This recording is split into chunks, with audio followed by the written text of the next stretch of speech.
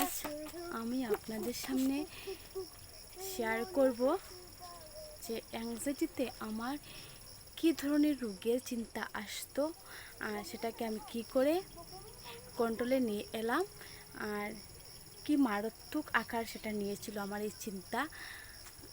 বড় কোনো রোগ হয়ে গেছে এই ধরনের চিন্তা আসতো। যখন আমার অ্যাংজাইটি হয়েছিল তখন একটু একটু করে আমার ভয় শুরু হয়। একটা সময় ভয়টা বিশাল আকার ধারণ করে আমার জীবনে, অনেক বিশাল আকার। সেটা হতো কি, আমি ঘর থেকে বারিন্দা অবধি আসতো আমার ভয় লেগেছিল।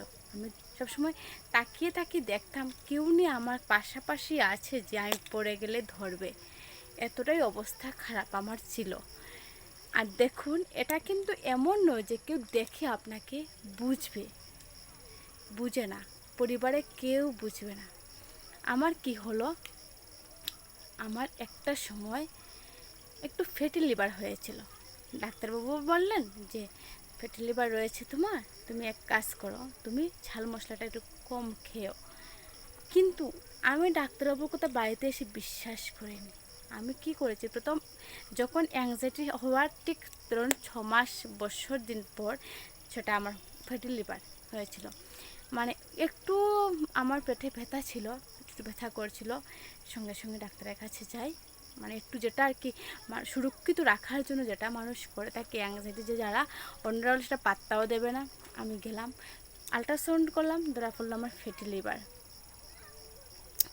ধরা পড়ার সঙ্গে সঙ্গে আমার কি হলো, ফ্যাটি লিভার ধরা পর খুব প্রচণ্ড আকারে আমি ভয় পেয়ে গেলাম।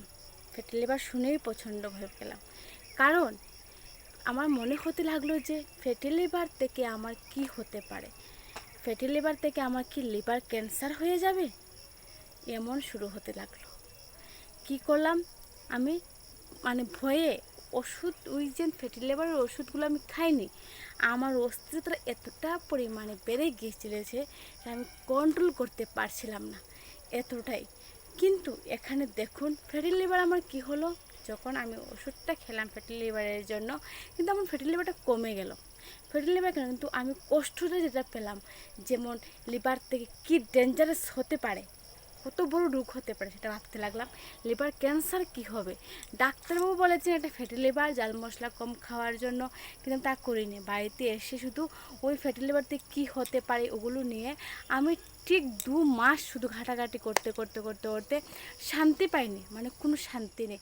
কিন্তু আমার বাড়িতে একজন লিভার সিরোসিস পেশেন্ট রয়েছেন, উনি ঠিক ভালো আছেন, উনি মাছও অল্প স্বল্প খান, কিন্তু আমি মাছ দেখলেই ভয় পাই, মানে দেখলেই ভয় পাই। আমি কি করলাম, একদম ঝাল মশলা কি বলবো, মানে শুধু মানে শুধু ঝুল বলতে ঝাল মশলা একটা শুধু লঙ্কা দিয়ে খেয়েছি, একটা লঙ্কা দিয়ে আমার নিজের জন্য শুধু খেয়েছি বানিয়ে, মানে সবজি বানিয়ে আমার নিজের জন্য শুধু খেতাম, শুধু বয়েল খাওয়া শুরু করে দিলাম।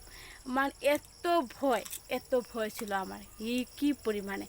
কিন্তু দেখুন, যে লিভার সিরোসিস পেশেন্ট আমার বাড়িতে রয়েছেন, উনি কিন্তু এতটা ভয় পান না, উনি ঠিক ভালোই আছেন, মাছও খাচ্ছেন মাঝে মধ্যে, কিন্তু ঝাল মশলা কম খান, কিন্তু এতটা ভয় পান না, এত কষ্ট আমি পেয়েছি।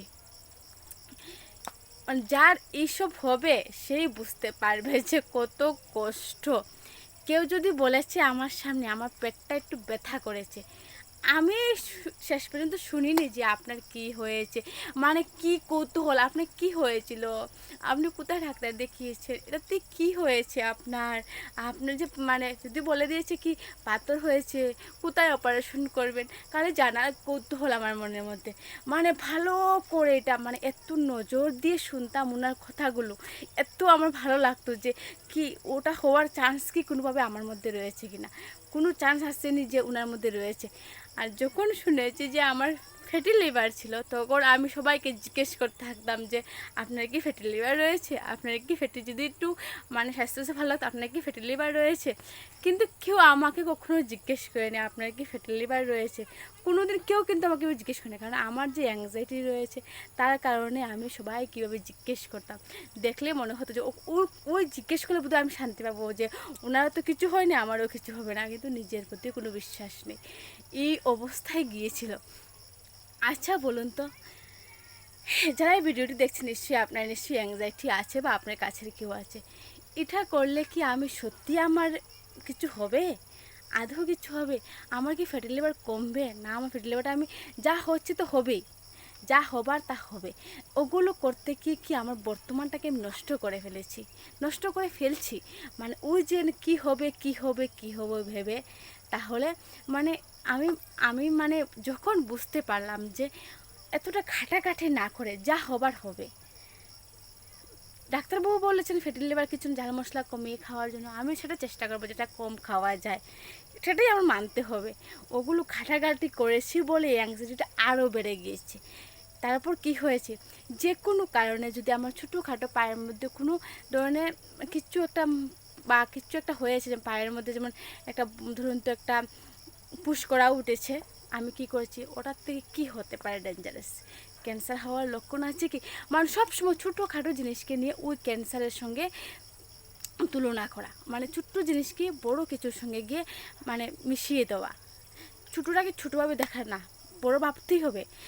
যখন বুঝতে পারলাম আমার একটা অ্যাংজাইটি আছে, আমি ছোট্ট জিনিসকে বড় ভাবি, এটা আমার অভ্যাস হয়ে গেছে, অনেক দিনের অভ্যাস, সেটা ধীরে ধীরে পরিবর্তন হবে, খুব তাড়াতাড়ি সেটা হবে না, সেটা নিয়ে আমাকে চলতে হবে।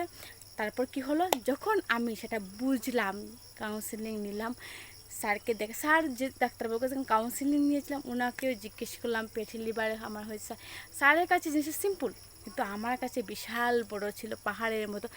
আমার একটা অ্যাংজাইটি আছে, আমি ছোটোখাটো জিনিসকে বড় বড় জিনিস ভেবে বসি, ছোটোখাটো রোগকে আমি বড় বড় রোগের সঙ্গে গুলিয়ে ফেলি, এটা আমার দীর্ঘদিনের একটা অভ্যাস, সেটা আমি করেছি।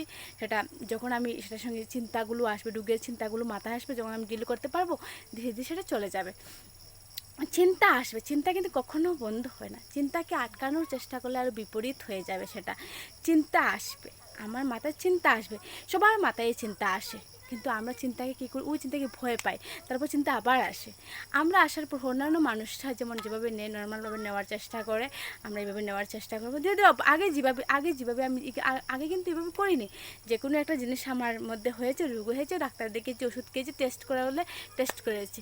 এখন যদি টেস্ট করতে দিই, টেস্টের রিপোর্ট আবার আগ পর্যন্ত, যখন অ্যাংজাইটি থাকবেন দেখবেন টেস্ট দেওয়ার পর টেস্টের রিপোর্ট আবার আগ পর্যন্ত আপনি শান্তি পাবেন না। আর কত টেস্ট করা যাচ্ছে, তো ভালো টেস্ট রোগেতে এমন হয়, কিন্তু আজ ঠিক 2 বছর হয়েছে আমি কোনো টেস্ট করিনি।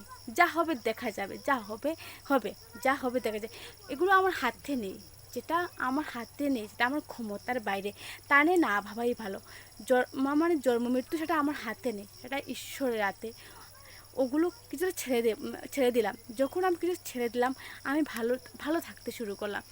আপনি দেখবেন কিছুদিন অভ্যাসগুলো যখন করবেন, ভালো লাগা অটোমেটিক শুরু হবে।